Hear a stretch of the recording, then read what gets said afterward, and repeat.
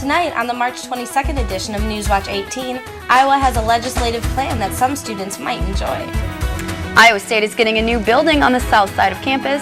Stay tuned to find out which one. We have comments from Royce White about his future in the NBA.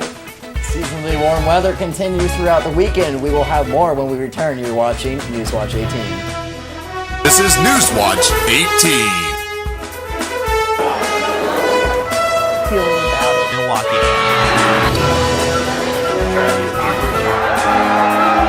Newswatch 18 starts now.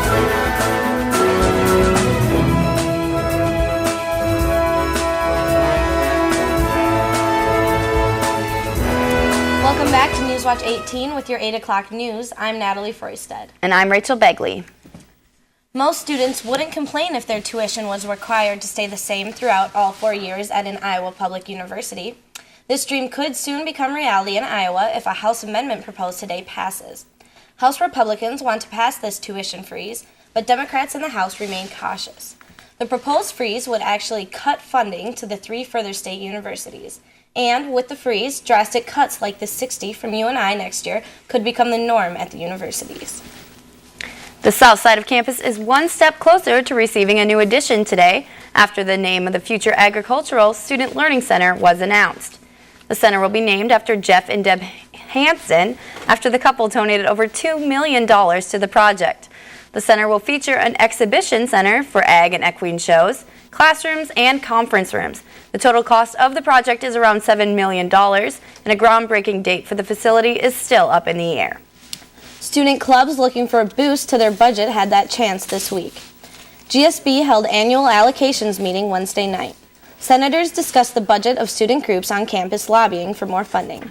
It was necessary for leaders of clubs who went through regular allocations to attend, but only some of these groups asked for their budget to be looked at again if other changes were made. There were 8 different student groups who asked for their budgets to be reviewed again by the Finance Committee. Regular allocations meetings take place every March after clubs meet with the Finance Committee. A new program is aimed to help students understand debt and loans. SciGold is a new peer-to-peer financial literacy program created last fall in response to high student debt rates at ISU. Students last year graduated with more than $29,000 in debt, and that's actually a slight drop from the previous year. SciGold is still developing, and President Gregory Hunt and GSB executive leaders hope to see the program expand both online and in size and scope. The group hopes to have more PowerPoint presentations about financial literacy in the dorms and in the Greek community later this spring. There is still time to sign up for Visha tournaments. Those looking to break a world record, play a game of Battleship in the state pool, or try their hand at competitively eating famous Visha cherry pie can sign up at their website. Just click on the tournament tab on the left side of the page. Each tournament will list the cost per player or per team on the website as well. The first round of events begin on Monday, the 25th. ISU TV will have a preview of more Visha events next week. And there's good news for retailers in Iowa. Despite continued economic recession, retail sales over the past year have begun to stabilize. In a study by professors in the ISU Economic Department, retail sales across Iowa increased during 2011. Now, many argue that increased shopping will help Iowa move towards economic recovery.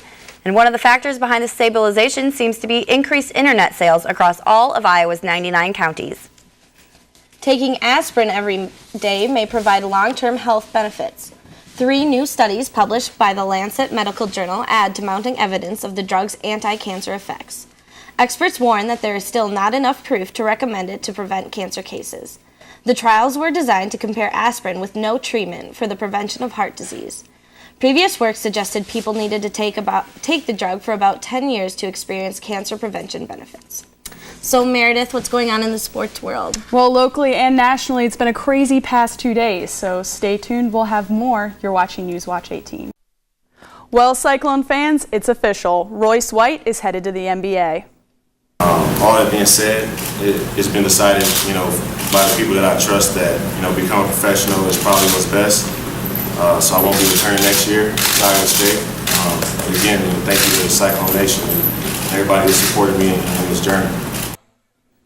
The 20-year-old Minneapolis native held a news conference on Wednesday and addressed the media to tell everyone his intentions to turn pro.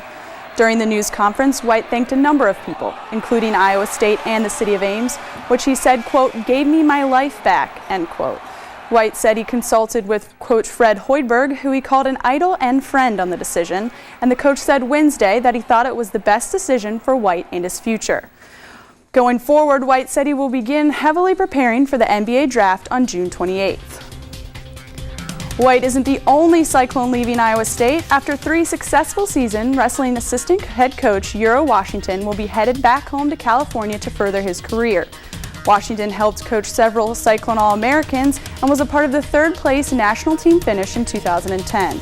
In Los Angeles, California, Washington will work for a nonprofit organization focused on promoting and developing wrestling programs at primary schools. Washington believes it is a tremendous opportunity to make a difference in the lives of youth members, specifically in undeserved communities. ISU TV wishes the best of luck to both Cyclones. Women's volleyball is back. The team will kick off their spring season this weekend in Omaha, Nebraska against North Dakota State and Creighton. The Lady Clones defeated NDSU twice in 2011 with a sweep in the first match and a close 3-2 victory in the second.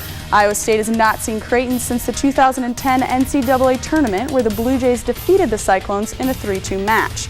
Teams will participate in drills prior to match, and all matches will be in the best-of-3 game format. In national news yesterday, Tebow Mania officially left Denver and headed to New York. Contract disputes were settled when the Jets surrendered their 4th and 6th picks, plus an additional $2.5 million. Tebow will be the team's backup quarterback, falling behind Mark Sanchez, who just recently signed a 3-year extension.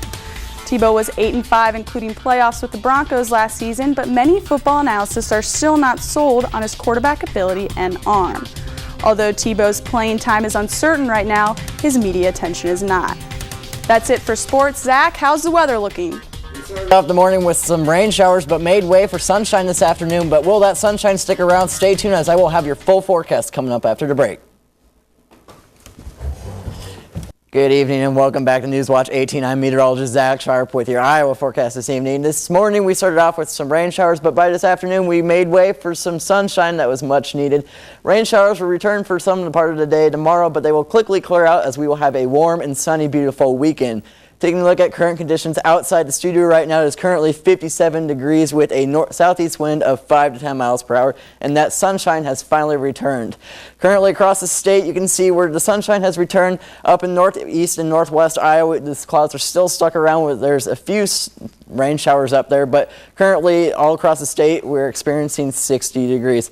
Taking a look at your regional outlook, you can see this rain showers are spotted because of this cut-off low that is sitting over the Oklahoma and Kansas area. This has been cut off because the jet stream is way up in Canada, and eventually this will slide out as it will get sucked back up into the jet stream, and finally those rain showers will move out of the area.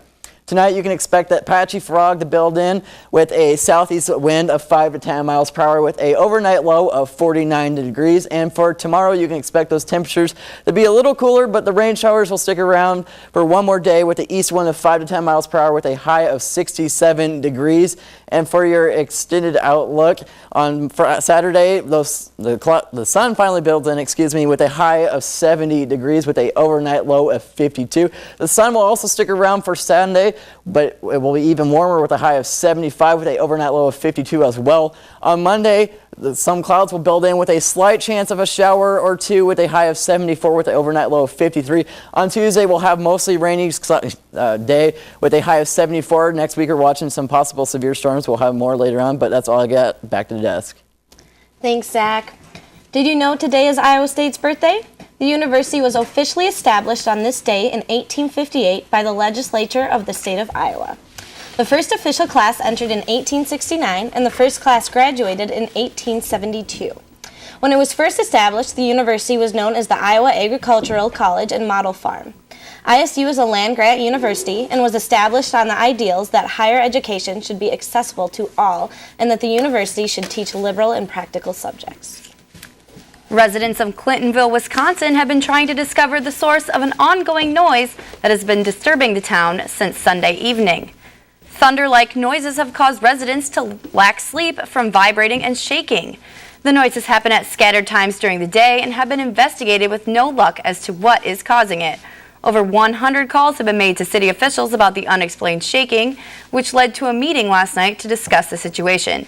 Professors are leaning toward the movement of groundwater, but the investigation is still ongoing. And that's all we have for tonight's edition of Newswatch 18. Thanks for joining us. Join us next week for more news, weather, and sports. Have a great night.